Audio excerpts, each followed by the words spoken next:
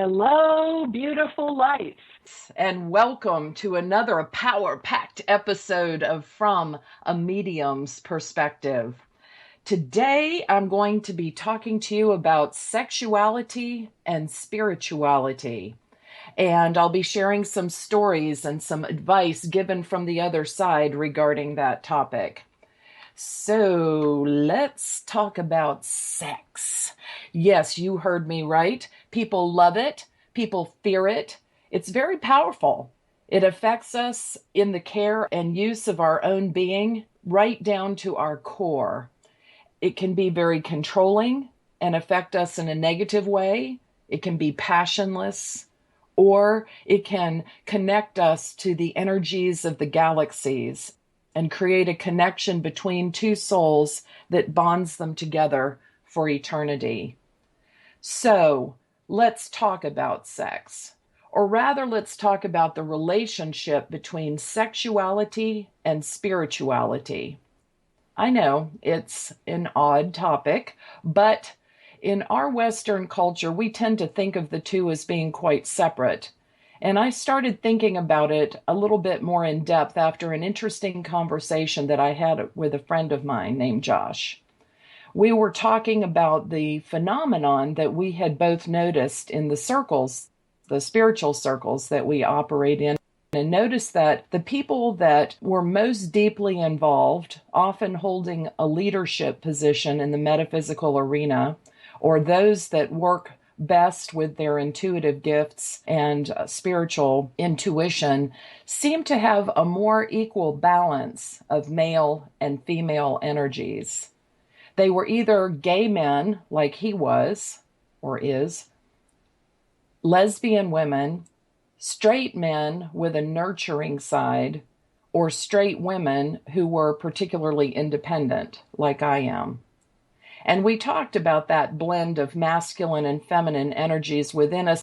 And I discovered after our conversation that Carl Jung had given them a name. So if we're female, the masculine energy that we carry within us is called our animus. And if we are male, the feminine energy that we carry within us is called our anima.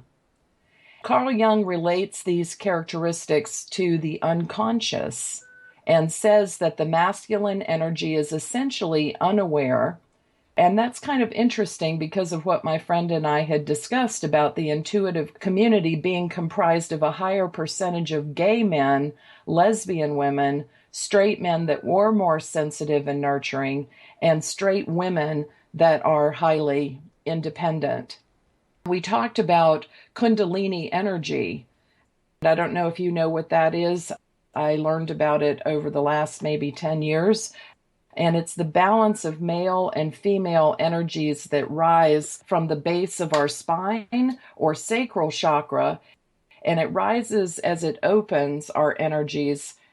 Sometimes it'll follow a trauma, like a major event, a near-death experience or something like that. And it begins rising along our spine and connecting us to the divine.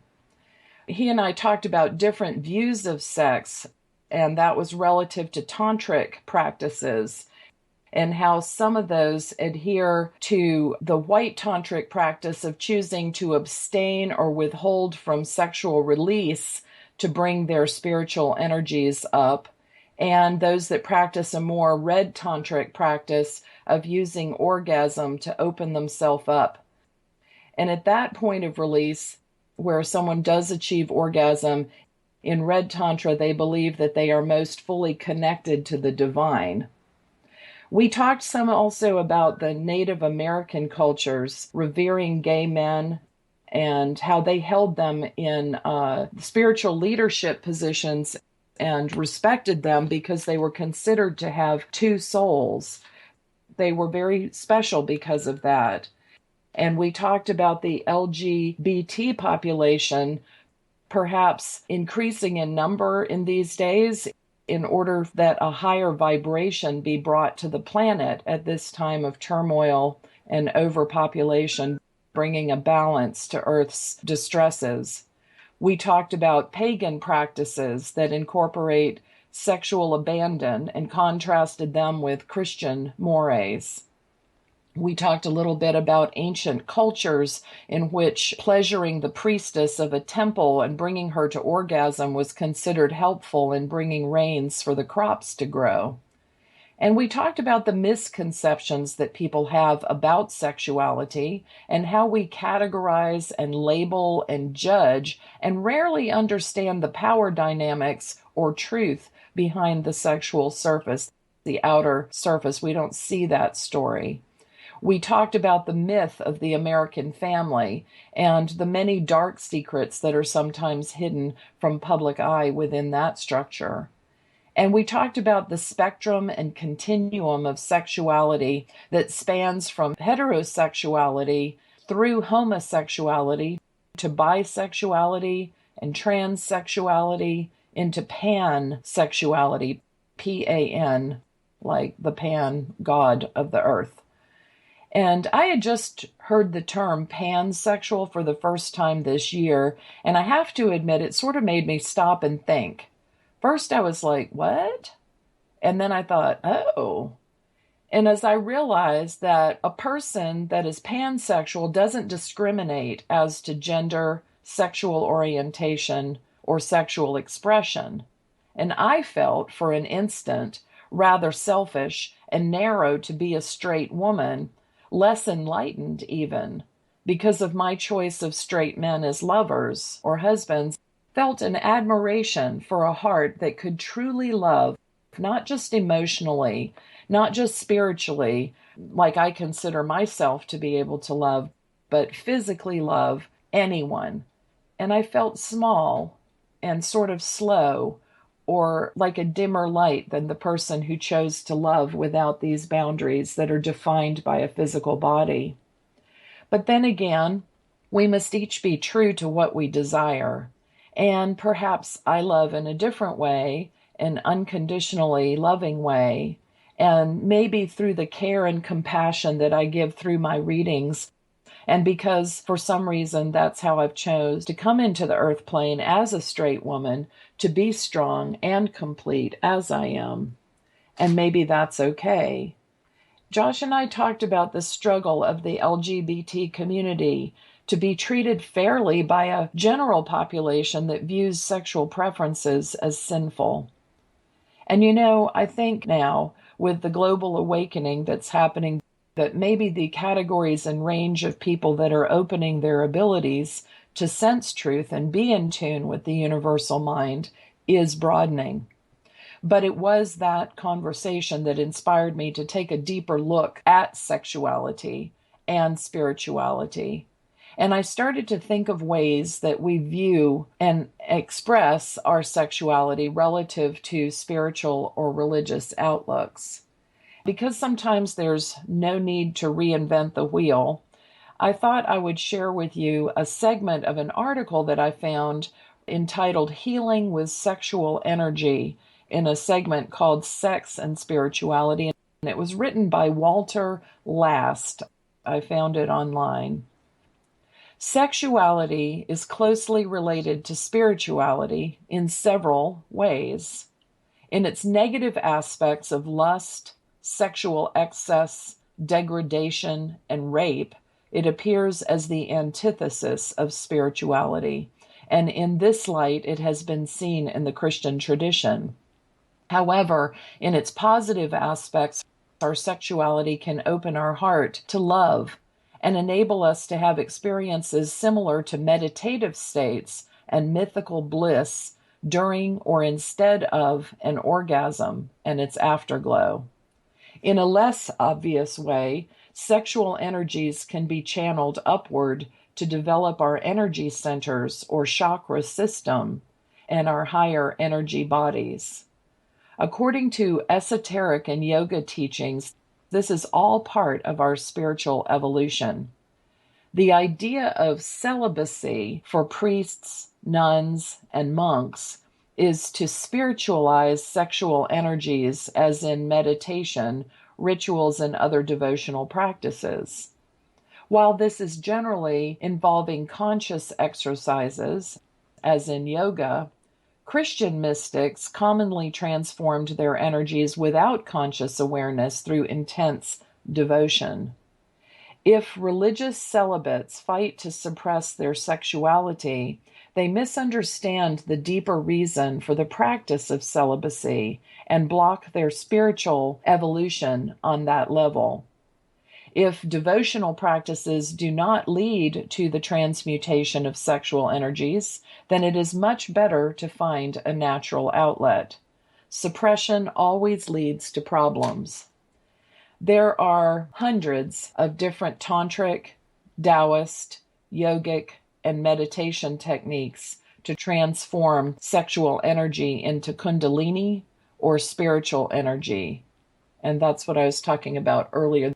The Kundalini is that spiritual awakening that occurs, that balance of male and female energy that runs up our spine, starting at our base chakra, our sacral chakra.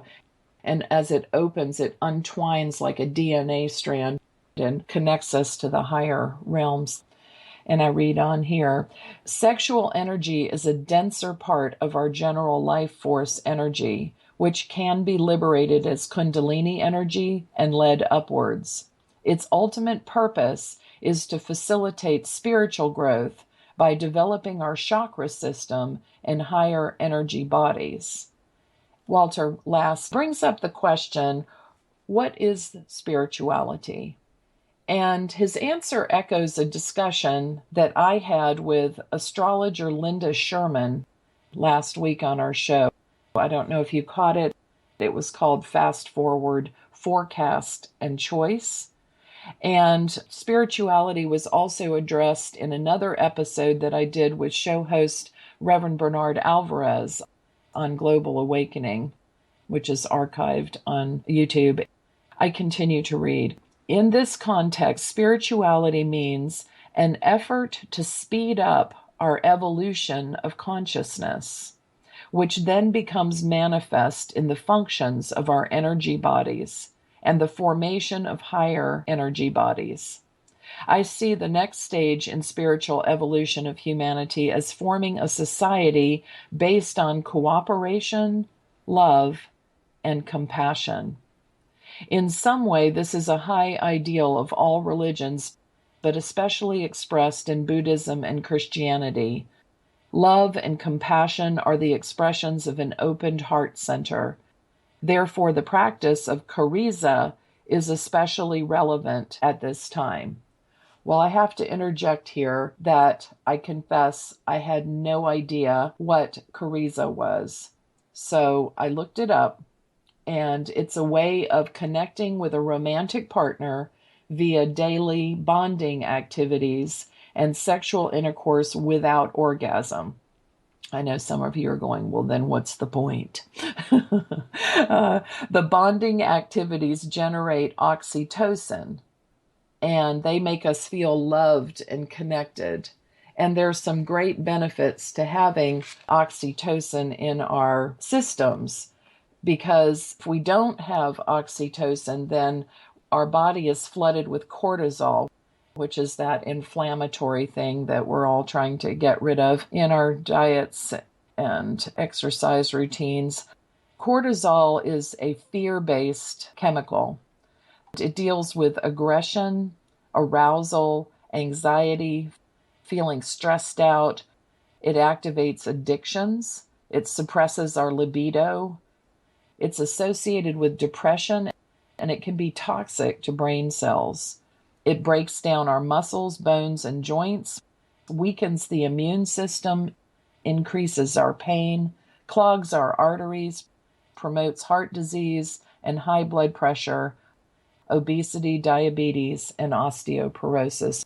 And that was cortisol, which is the opposite of oxytocin. Oxytocin is the chemical that's generated in our bodies when we feel love. It's an anti-stress hormone. It makes us feel calm and connected and increases our curiosity.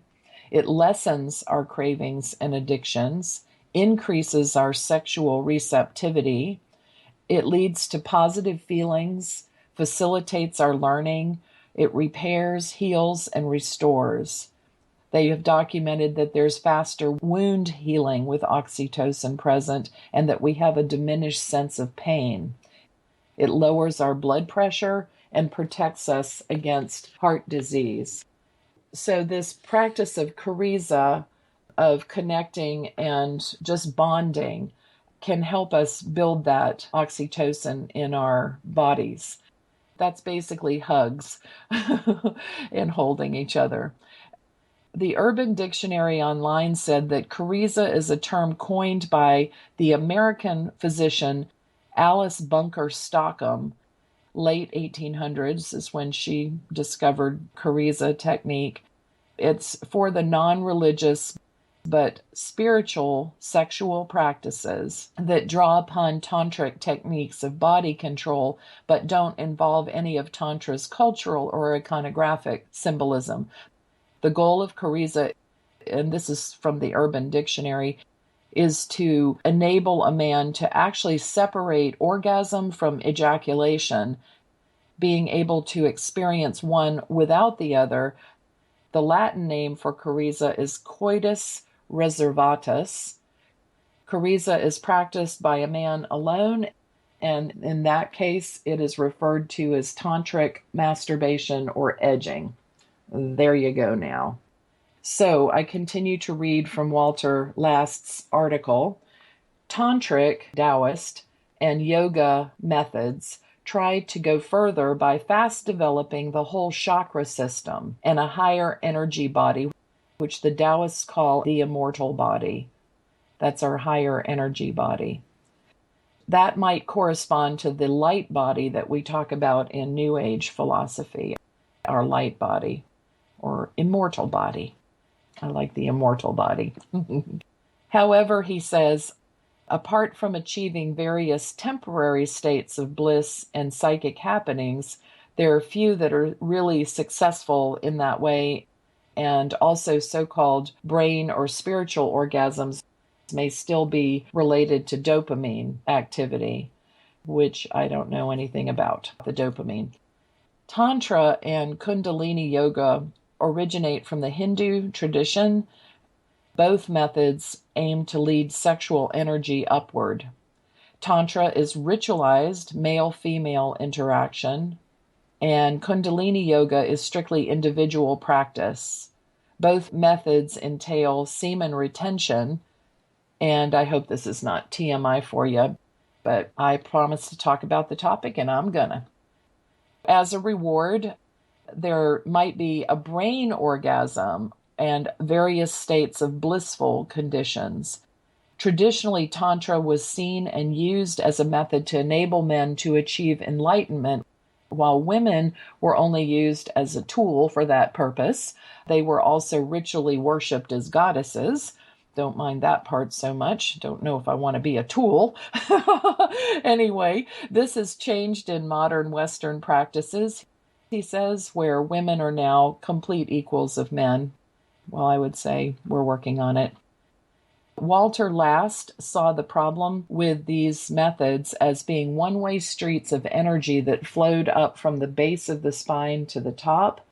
This tends to lead to an unbalanced development by overstimulating the head centers at the expense of the heart center, and that drawing up too much sexual energy might in time deplete overall vitality. Walter Last continues with his analysis of sexuality and spirituality by saying, you may think I'm trying to be cheeky or provocative with the statement enlightenment is in the vagina, but that is one of the authenticated sayings of the Buddha. And it leaves us with the problem of how to understand or interpret this. It seems to turn our usual understanding of enlightenment on its head. The actual phrase in Sanskrit, and I don't speak Sanskrit, so I will do my best. Buddhatvam yosinyo isa masritam. I will practice that. But anyway, this could be translated as enlightenment is the female sexual organ. This same view is expressed in various sacred tantric texts. there appears to be much hidden sexual activity involving female consorts in some Tibetan Buddhist sects. Western Buddhists, on the other hand, apparently do not know what to make of this saying and therefore tend to ignore it, though he knows of one Western Buddhist in Thailand who took it to mean that lots of intoxicating orgasmic sex is the road to enlightenment. But there's also another Buddhist saying that refers to orgasms as killing the inner Buddha. His understanding of the first saying is that it refers to female sexual energy, which is required for a male monk to become androgenic, meaning that the male and female energies become balanced in an individual. Yes, he did say that. And that's what my friend and I had been sensing about that balance between the male and female energies, not changing the look of the person, but balancing those energies.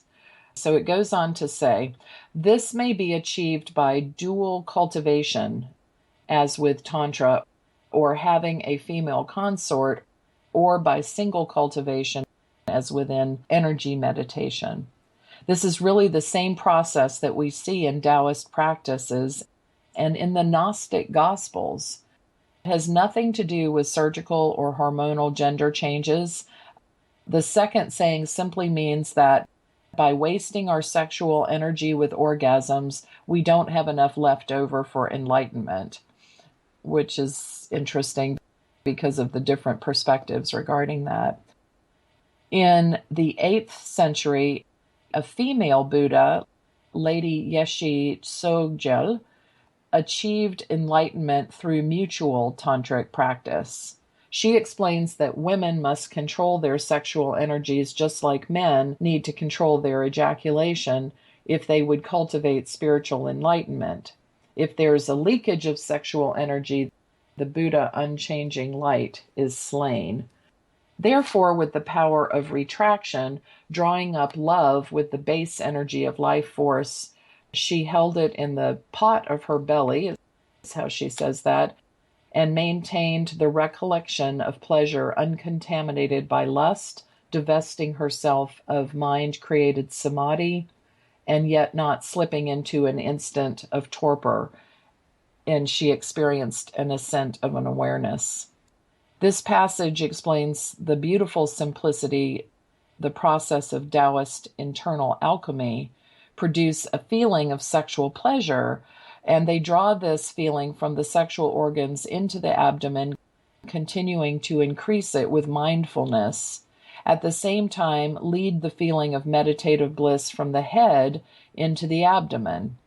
Energy flow then follows the feelings. Energy follows focus. We say it almost every show. He says, in the abdomen, the heavenly or male energy from the head centers interacts or copulates with the female earth energy of the sexual and base centers. The ultimate goal of Taoist energy cultivation is the formation of an immortal body. This is not a physical body, but a higher energy body, a light body. In the same way as an esoteric Buddhist practice, this is achieved by combining male and female sexual energies, so a practitioner becomes androgenic. And this takes place initially in the area behind the navel where the converted sexual energy has accumulated by practicing the microcosmic orbit or an equivalent method. Before we get too lost in that, I want to share the only thing that I can relate to at all. So we've got the female root coming up to meet the male crown, and it's all in that navel chakra, which is near the womb of a woman. I find that really interesting about creating this light body because one of my guides, Xavier, is one of my master teachers, and through the mediumship of Reverend Stephen Woods, he explained that he had not been born in this world, but that he had been created by the love of two people that could not be together in the earth plane. So he was not born here in the physical plane, but he was in the etheric plane. That is where he grew up. And I just find that very interesting that we might create our own light body and perhaps offspring in that other dimension by balancing our energies. I'm going to continue to read Walter Last's article. Our major male-female poles are at the top and the bottom of the spine. This is like an energy axis between two spinning vortices with a secondary male-female split between the right and left side of our body. The internal alchemy or inner copulation of these poles that creates the divine child or immortal light body. To be successful, we need not only a strong sexual pole and also a strong crown or heavenly pole formed by regular meditation and spiritual attitude. I'm going to interject here that I kind of think this happens naturally when we get in a state of balance or anytime we balance our chakras. We're probably not thinking that it's a sexy practice. We're just balancing our energies. But that's what enlightenment is about, is balancing our energies, getting into our center, our truth point, our knowing in the gut chakra, knowing what is true and what is not true. Lao Tzu, he says, explained the immortal body of light thus: it is self-aware, yet without ego, capable of inhabiting a biological body, yet not attached to it, and guided by wisdom rather than emotion. Whole and virtuous, it can never die. However, Edgar Cayce warned that if you raise the Kundalini before you can control your sexual energy, it simply inflames your sexual desire and can cause problems on your spiritual path. The general advice of this means that practicing Kuriza, which is basically cuddling technique, or the microcosmic orbit until you can use your sexual energy without being confronted by uncontrollable desires.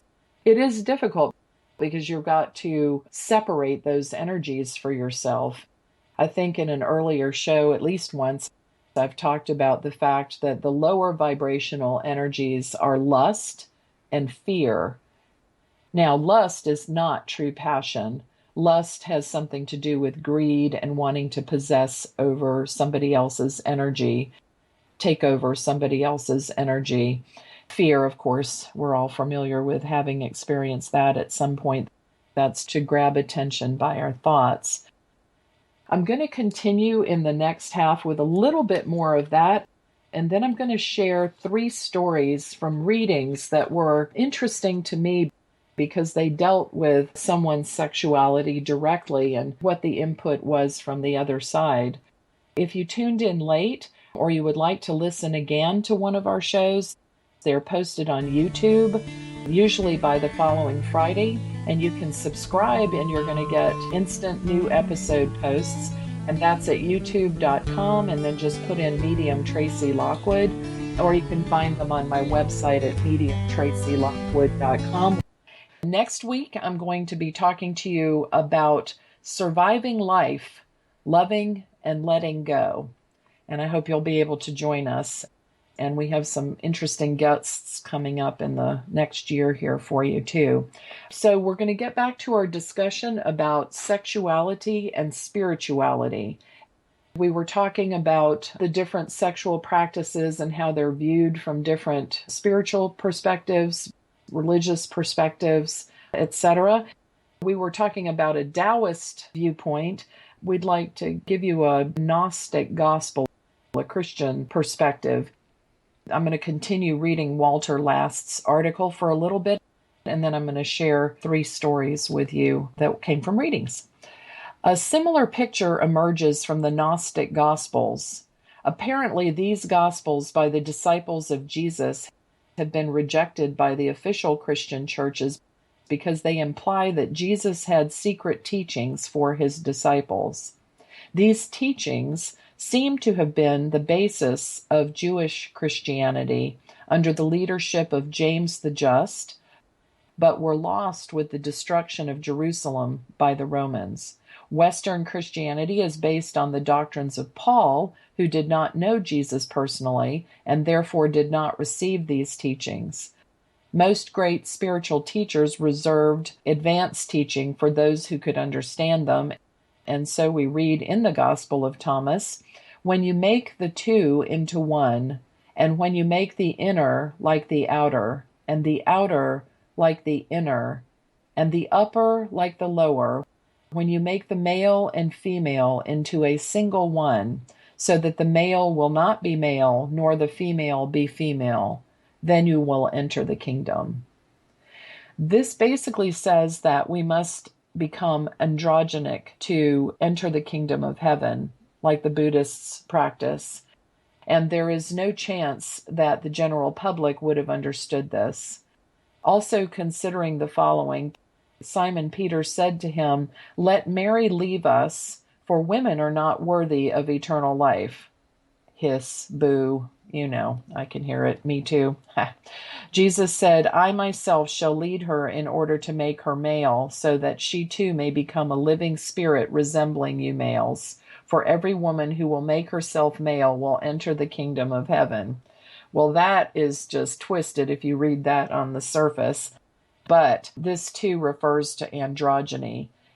Walter Last asserts that the means to achieve this is the sacrament of the bridal chamber, and it's alluded to in various Gnostic Gospels. Jesus taught various sacraments. The Gospel of Philip states that there were holy baptism, the holier atonement, and the Holy of Holies, which was the sacrament of the bridal chamber, in which participants put on the light or chrism and return to oneness.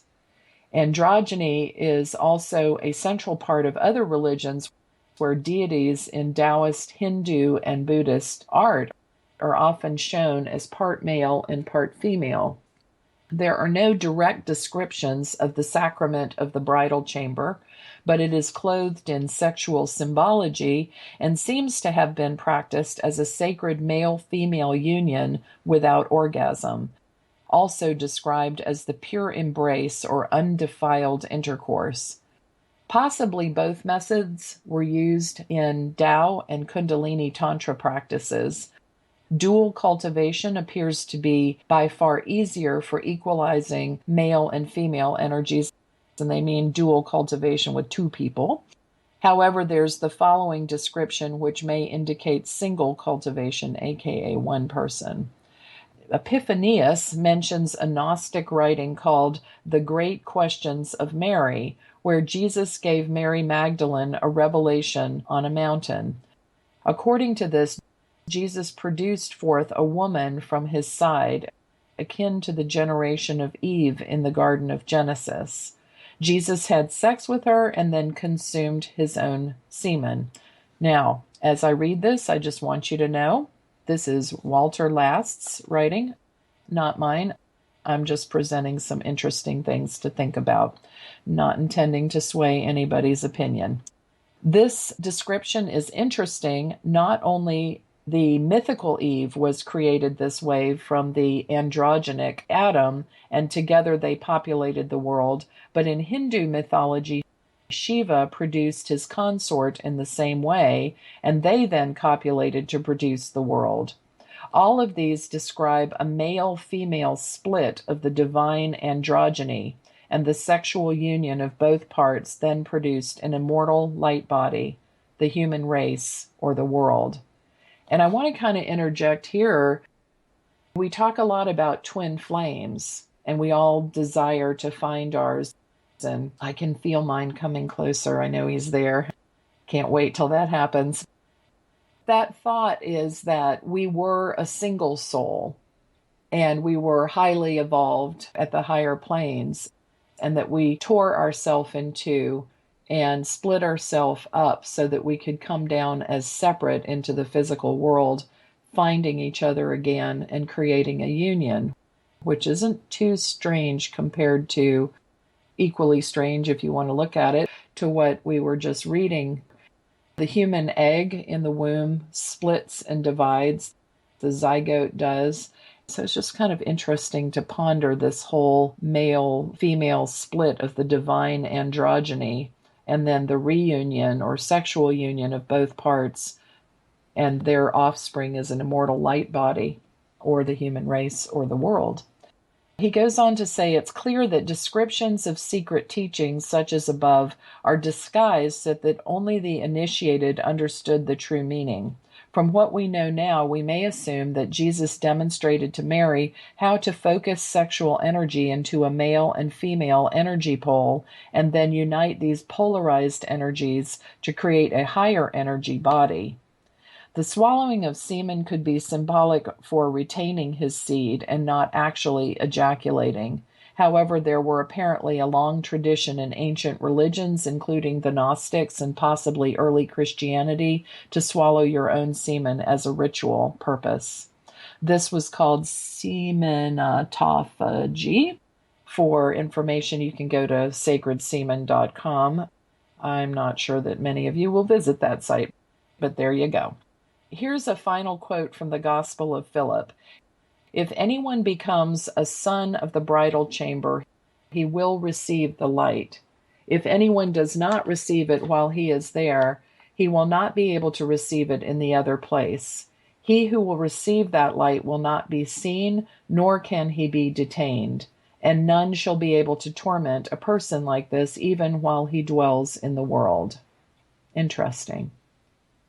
According to the Gnostic Gospels, the main purpose of Jesus was to teach eternal life by recreating the divine androgyny, and thus overcoming the separation of the sexes in the sacrament of the bridal chamber. Being born again in this way with an immortal light body, any successful follower is no longer a Christian, but became a Christ, and that's in the Gospel of Philip.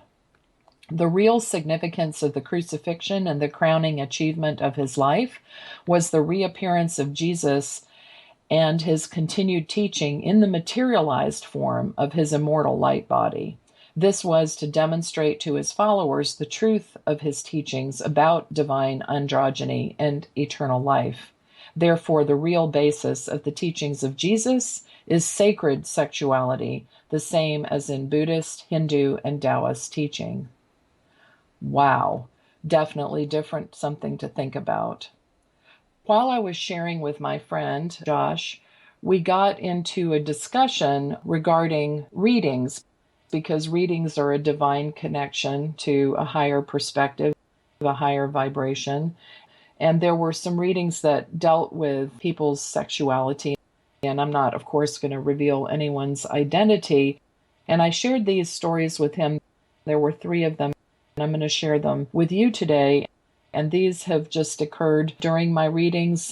One was a gay man that I had read for, and there were 2 transgender clients, a woman who had become a man and the other who was a man who had become a woman, an external demonstration of that sexual balance. The gay man had a guide come through me in his reading. And his guide was a Native American who expressed his confidence and humor. He was quite elegant and eloquent. He was encouraging my client not to limit the definition that he had of himself as a gay man by stereotyping himself, to not limit his expression of who he was by what others thought when they hear the label gay man. And he explained how he, the guide, that he was, as he called it, a pretty man. I had never heard that term before. Apparently, that might be the way they said it in his particular tribe.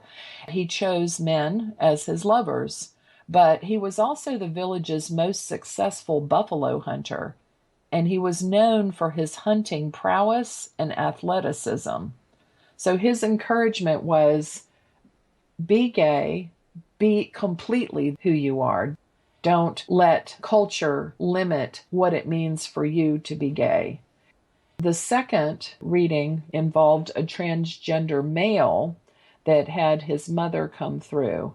And at the time of the reading, I didn't realize that he had been born as a woman.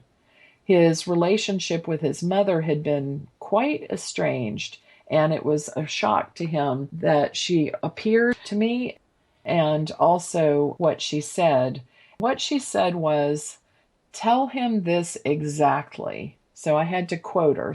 Sometimes when you're doing a reading, you're quoting exactly word for word or channeling the direct words of someone. Sometimes you are giving sort of an emotional or feeling empathic kind of interpretation of what the message is in a wordless connection that you have to reduce down to words in order to say it. But in her case, she was quite specific. And what she wanted to tell him was this: I guess there is some merit in being yourself. Well, I didn't realize when she said it how important her afterlife acknowledgement was of his choice to express his outer identity. I didn't realize how poor their relationship had been and how she had made him feel while he was growing up, because he felt inside himself that he was male, but he had initially had the external look of a woman. She just was not able to accept that her beautiful daughter wanted to be a man. She could not get that. And even in the afterlife, she wasn't actually able to apologize for some of her judgments or personal cruelties, but she did come as far as she could, which was to say, I guess there is some merit in being yourself. Given her personality, that's about as much as one could expect. The third story that I shared with Josh was of a transgender woman. Her father, who had also been transgender as well, interestingly enough, came through as mom to talk to him. And it was very interesting as a medium to translate the presence of someone who appeared male but came through as mom. He spoke about the struggle that his son had gone through in becoming transgender, and he talked about his own transformation. Then he gave me and his son the most incredible view of the earth. It looked like a geode, rather a half geode. If you can imagine those stones that are ugly and round on the outside, but when you break them open, they have all the crystals inside. So it looked like the half of a geode at the bottom, maybe less than half of a geode. And huge crystals grew from the center. For some reason, looking at that, even though it wasn't a sphere or an orb like I think of the earth, I knew that cluster of magnificent crystals was the earth. He showed me how she, his son, daughter now, was part of tuning the earth's vibration, that her daughter's energy was important in changing the frequency of the earth, and that it was part of a larger movement to raise the vibration of the planet into this new millennium of love and light. And I found that really profound because I haven't really studied a lot of that. If you were to ask Bernard Alvarez, the show host right before me, he could tell you gobs and heaps about global awakening. Just never put a lot of thought into it. So it was pretty profound for me. Then the father become mom, told his daughter, previously son, that he just gave some encouragement to not have genital reconstruction surgery, or to think very carefully about whether or not removing her male organs was something that she would want to do. And he was saying, don't let your choice to become female limit you to a strictly female body, but rather a complete or more complex identity that accurately reflected the entirety of her being, not what society expected her to do because she'd taken that very huge step to become transgender and be true to who she was, penis and all. For her, that's what she needed to hear.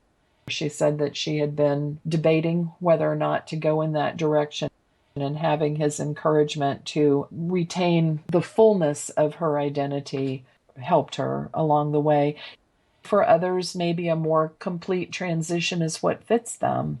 And I find it so interesting that some of the inner transformations that they talked about in the Gnostic Gospels and in Taoism and Hinduism, etc., that's sort of portrayed in the choices of our trans population. the encouragement that each of my clients received from Spirit had a common theme, and that is to be fully you, to really be true to all that you are. We're complex energies. We have a blend of masculine and feminine energies in each of us to different degrees and through different expressions. And we're beautiful within that, and we're handsome within that. We really need to be authentic to who we are completely. And each of us has a place to be us. So be you, not in an ugly way, oh, be you, but literally be all of you. And in expressing the full spectrum of who you are, that's where you find happiness. And happiness, according to the Buddhist, is our highest spiritual calling. Maybe you're waiting the arrival of your twin flame and the balance of energies.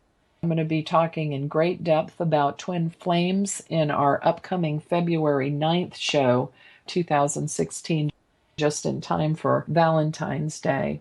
Well, I want to leave you with one more little story, and that's the story of how my deceased grandmother taught me a little bit about sex as it's seen from the other side.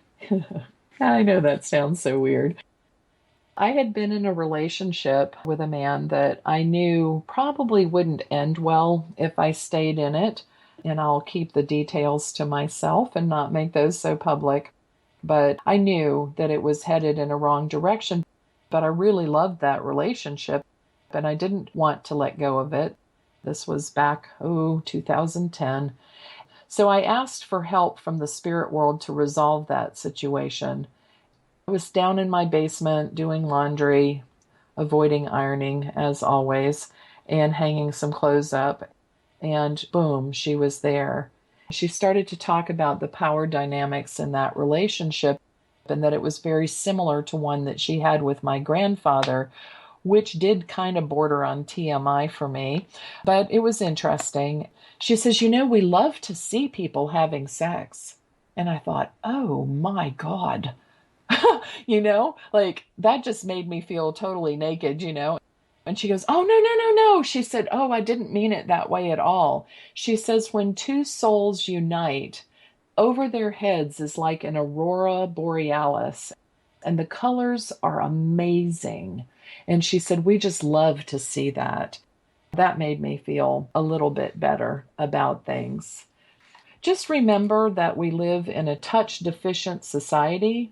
So go hug somebody, get your cuddling in, snuggle up, even if it's a pillow or a puppy. See the benefits there. Well, I thank you and hope that you enjoyed the show today. In our next episode, as I said, I'm going to be talking about surviving life, loving and letting go. And I'll be telling some more tales from the other side. If you need to reach me, my website is mediumtracylockwood.com. I'd love to give you a reading or some private psychic tutoring. And I look forward to seeing you next week for a view of life from a medium's perspective. And remember, it's never inappropriate to be kind, and without integrity, you have nothing. Go in peace.